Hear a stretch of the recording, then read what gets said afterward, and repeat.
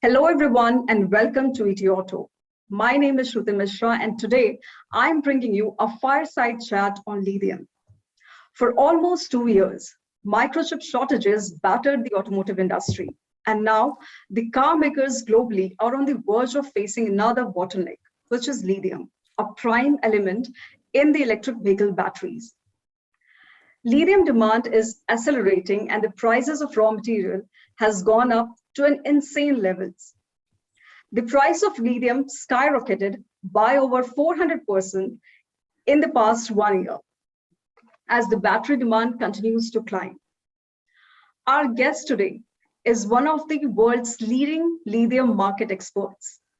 Popularly known as Mr. Lithium in mining circles worldwide, he has a vast 3 decades of experience in this business.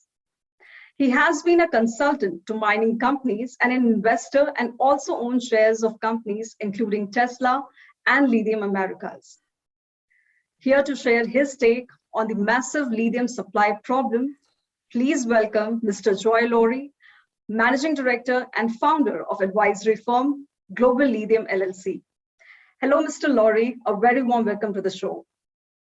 Good afternoon, I guess, where you are, or early evening. Thanks for having me.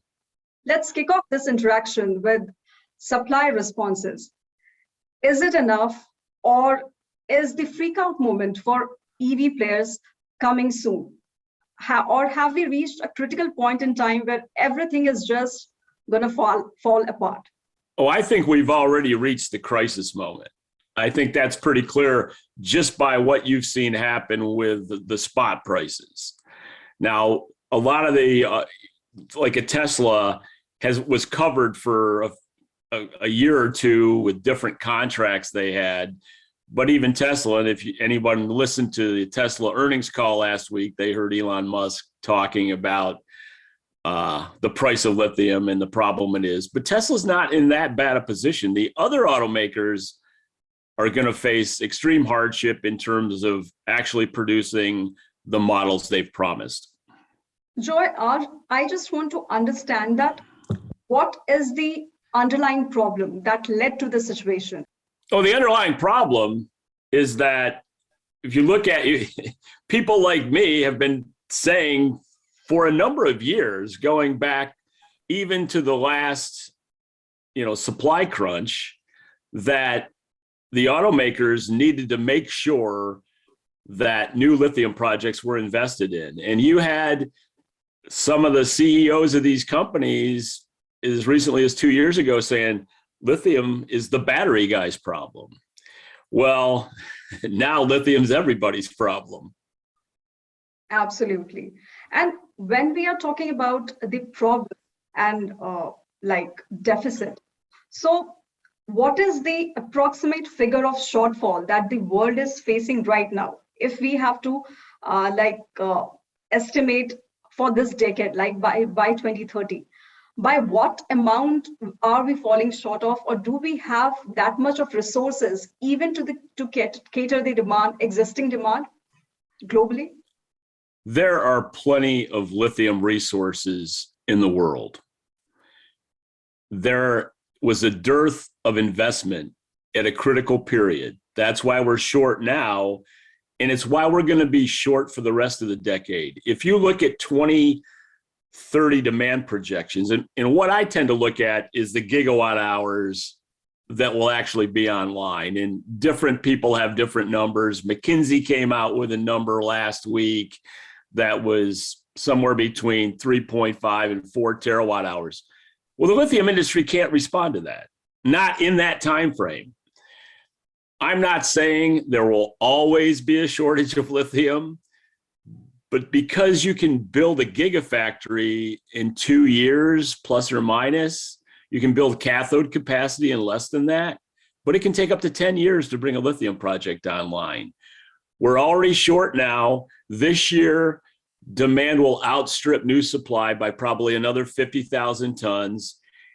And from my perspective, going through the rest of this decade, the demand line doesn't even matter because there's more demand than we can fulfill. So it's really about the supply line and who has access to it.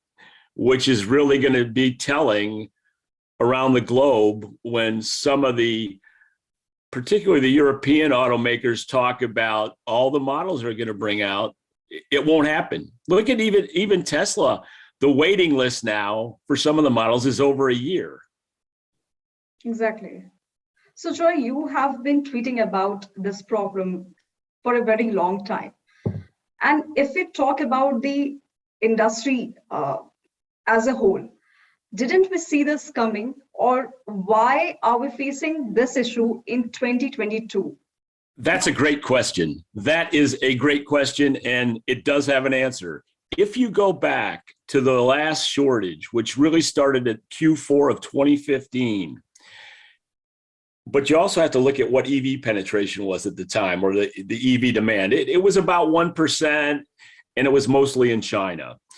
What happened then is pricing shot up from under 5,000 to almost 30,000. There was a lot of talk about, the lithium shortage, but it's a commodity and there'll be a supply response.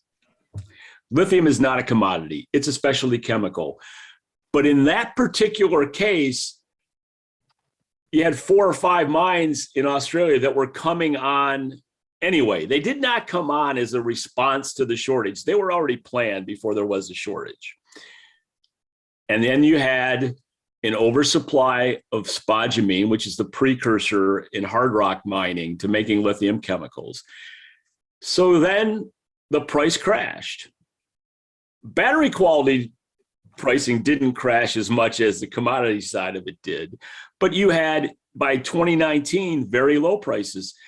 Right. So this was what the automakers said, see, this is just a commodity. When demand goes up, there's a supply response, and that's the way the world will work. The problem is there was almost no EV demand then. And you had 4 or 5 mines come on in rapid succession. Now we finally have real EV demand. There aren't 4 or 5 new mines coming on. A couple of the mines that were forced to shut down are restarting. But now you have, I guess, a perfect storm. You had automakers never really paying attention to lithium. And then what they saw in 16 and 18 was like, oh, this is just like any other commodity. There'll be, if there's a shortage, it'll be corrected within a year or two. Unfortunately now, even with less than 10% globally, much less than 10% globally, EV penetration, there's a panic. Pricing has shot up for spot pricing in China from below 5,000 to over 80,000 in 2 years. And this year, you don't have much coming on. You have some mine expansions, some restarts. And if you look at South America, SQM will produce another 30 or 40,000 tons. Albemarle maybe 5 or 10. Argentina, nothing, because Lithium Americas doesn't start up until late in the year, so that won't really get into the supply chain. And demand, just all the surprises we see tend to be, all the positive surprises tend to be on the demand side, and all the negative surprises tend to be on the supply side. Absolutely. Joy, you mentioned about the dearth of investments. But if we go by the industry data or industry information, there are many geographies that, for example, Saudi Arabia, Russia, that is coming into picture with their mines and projects. Don't you think that this is gonna resolve anything very soon or in the near future? Not in this decade. Look at Russia. They don't even have, there's no permitted mine project in Russia right now. The guy, one of the people who runs one of the conversion operations in Russia is a friend of mine. He's been on my podcast and I talked to him last week. They're in a tough spot because of the sanctions. Getting raw materials not that easy. Fortunately for him, because the relationship with China remains, then he still has a market for his product. But he was talking to me specifically about maybe this crisis would help speed up permitting of a spodumene project. Right. But that won't be a massive project. That might be another 25,000 tons a year. when and if it happens. Saudi Arabia, where's their resource? Now they have the money. They could have made a difference. I was talking to people in that part of the world in 2014, 2015 about investing in lithium, and none of it ever happened. So I wouldn't look at the old oil kingdoms just yet. As I think they will make investments, but even it's not about money now. It's about execution. Absolutely. Absolutely. Because now that people have internalized, like Elon Musk is talking about, we may have to get into the business. You'll see money flow. You saw Zijin Mining buy Neo Lithium in Argentina. I was actually the one who connected Ganfeng and Lithium Americas in 5 years ago for their investment. People really, this is a really misunderstood industry, because people think China dominates it. China is actually the most dependent country that has a major interest in lithium, because their feedstock comes from Western Australia and South America. So geopolitically, this isn't like rare earths, where China does have a solid resource position. A dominance. In lithium, China has the most conversion capacity, but they're dependent for most of their feedstock. Right. And another industry data shows that in 2021, almost 90% of the lithium mining took place in just the three economies, which are Australia, Chile, and China. So do you think you're forgetting Argentina, which Argentina, you should. Yeah, that's the measurement. I'm really sorry for that. So do you think that these well-established countries that has the lithium reserve or lithium producing countries are aware of the importance of lithium in this global situation? And what are the government of these countries are doing? Are they doing enough to support the industry and move it forward as it should be? Well, first, let's look at Western Australia. You can really look at a province in Australia as being the key. Western Australia right now has all the lithium production in Australia, and they've done a great job of, up until now, keeping the lithium industry in relative balance. But there comes a point where one of the producers was on my podcast recently, or a former producer, and he said, we're going to get to peak lithium in Western Australia, and that's probably going to be at about 1.5 million tons of lithium carbonate equivalents. So you're going to have to develop Africa, and that's starting to happen now, but it's going to take time. And investors aren't that anxious from both an investment and an ESG perspective in going to the Congo or going to Mali. So Africa can be a little bit problematic. The South Americans are very cognizant of their position in the world, but now you've got a nominal communist running Chile who's making noise about, people are afraid of nationalization now. And, Mexico, that's not a lithium producer right now, although they do have lithium in the country, are talking nationalizing lithium assets. That makes global investors nervous about Argentina, because people tend to look at Argentina's history with the IMF and with other problems. I'm a big supporter of Argentina. I love Argentina, I like the country, and I was involved with the first lithium project there. I've taken dozens of lithium buyers from Asia to the lithium provinces of Argentina. But, we also have some government issues there, but they tend to get worked out. So I think the countries are cognizant, and I think what you're seeing now is a move away from kind of the colonial treatment of producers. They want a bigger piece of the pie. And Chile totally redid their royalty regime a few years ago. And they have the prices, when the price gets over 10,000, the royalty kicks up to 40%. That's a substantial royalty on that increment. Right. It starts at 6.8 and it stair steps up as price goes up. But once price gets to 10,000 for lithium carbonate, there's a 40% royalty on it. So the point I'm making, though, is that even if a communist guy comes into power, lithium's kind of the golden goose at prices like it is now. So if you want to run a government, you're not going to be anxious to do something foolish and shut down existing operations to make a point. And I think Chile is one country where it is facing some internal issues with Albemarle and the other mining. SQM. Exactly. So they are facing some internal issues there, some mining issues related to labor laws and many other things. So there's a lot of angst. I mean, you've seen a transition now where the indigenous people are better represented. The Atacama Desert's the driest place on earth. There's a large concern about water management.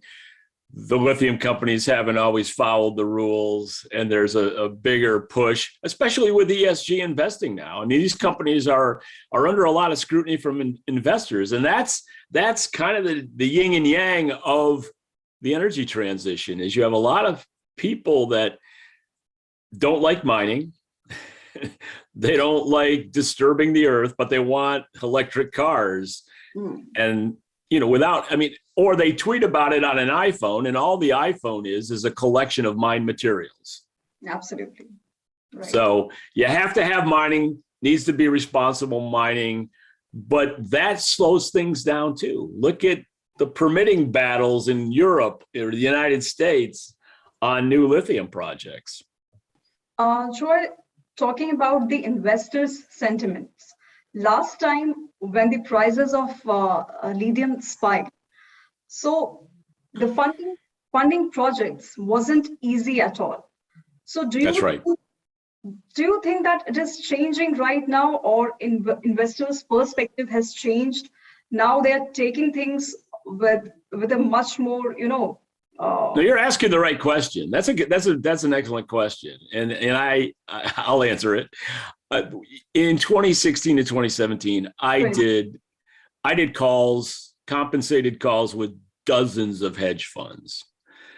When they looked at lithium, though, the lithium industry didn't become a $1 billion industry, lithium chemicals, until 2015. So when a big fund would look at this, and then they'd look at how long it takes to bring an asset online, and there's no LME pricing for lithium, and they were in a situation where they were seeing price had jumped up, the price came down, and when price came down, they really lost a lot of confidence that lithium was investable for them. So now I think you've gone to the era of strategic investors. And what you'll see now is big battery companies, big automakers.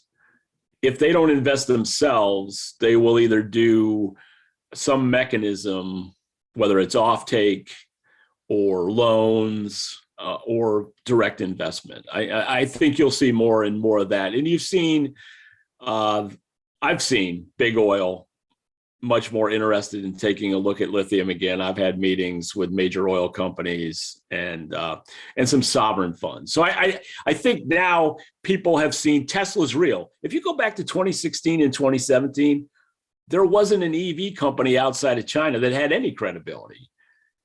People in 16 and 17 were still like, is Elon Musk going to actually do anything? And now he's just opened a gigafactory in Germany, just opened a factory in Austin, Texas. Tesla is for real. And all the other big OEMs are now talking about going electric by a certain date, all electric, whether it's 2030 or 2035. And that gives investors more confidence that this whole transition is really happening. And you didn't have that in 16 and 17, honestly. That's right. Right now, the lithium battery prices are at all-time high, like some above 400% jump that we have seen right now. So do you think that it will put a full stop on the great EV push, or Do you think that it will only delay it, but the pace will remain the same going forward?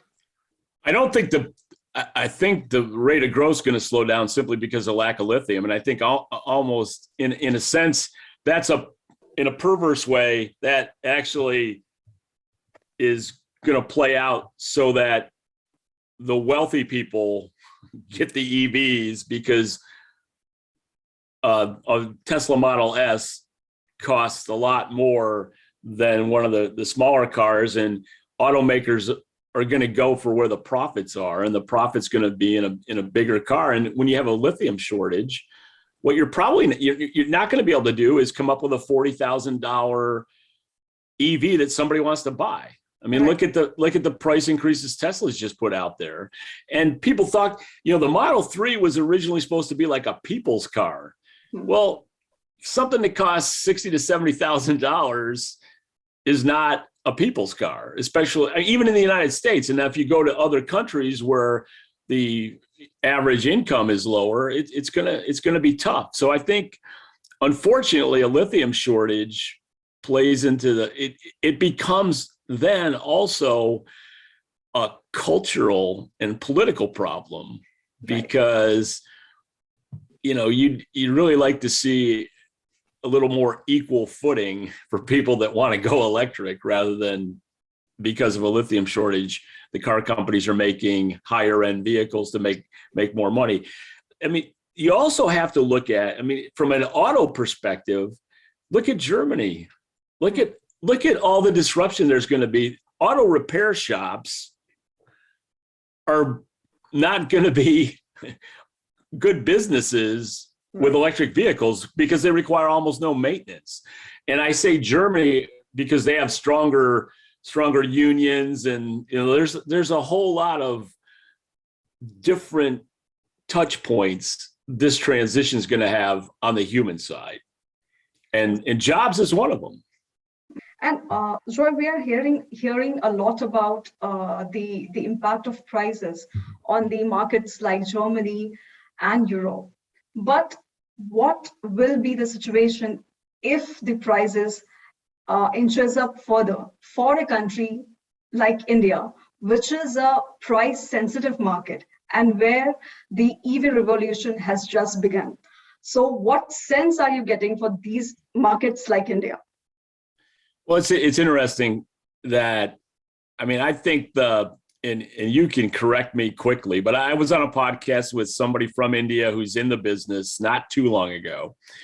And I think your market is different. I think the market, there's going to be more three-wheelers and scooter type transportation. And I think it's really up to India to start growing their own ecosystem to make sure that people get electric transportation. I lived in China for a long time. We had scooters. They were battery powered, but they were lead acid, or they weren't the kind of technology you wanted to have. I think also that because the lithium use, if you're having battery swapping, which I know is a thing in India, and smaller LFP batteries, and a willingness also to take lower quality batteries. It's a bifurcated market. We are coming up with a policy on battery swapping. Yeah, I talked to a huge company that is not India based that was talking to me about that whole thing and wanting to invest in it. So I think you'll find creative ways. I think, a crisis, when you have the will, you find ways around a crisis. And I think because you can have so many vehicles on the road that are small and use a simpler technology, to be clear, than what you need in a high-end Tesla. I think from an e-transportation perspective, India just needs to do the right thing, and they need to secure supply. And that's something I've had some of the big Indian companies called me 4 or 5 years ago and wanted to get into lithium, and they didn't. So they made the same mistake everybody else did. somebody is going to have to get access to a certain amount of lithium, but because of the structure of your e-transportation, you're not going to have the same problem, the European Union has, or probably the United States has either. And you'll be on the forefront of recycling as well.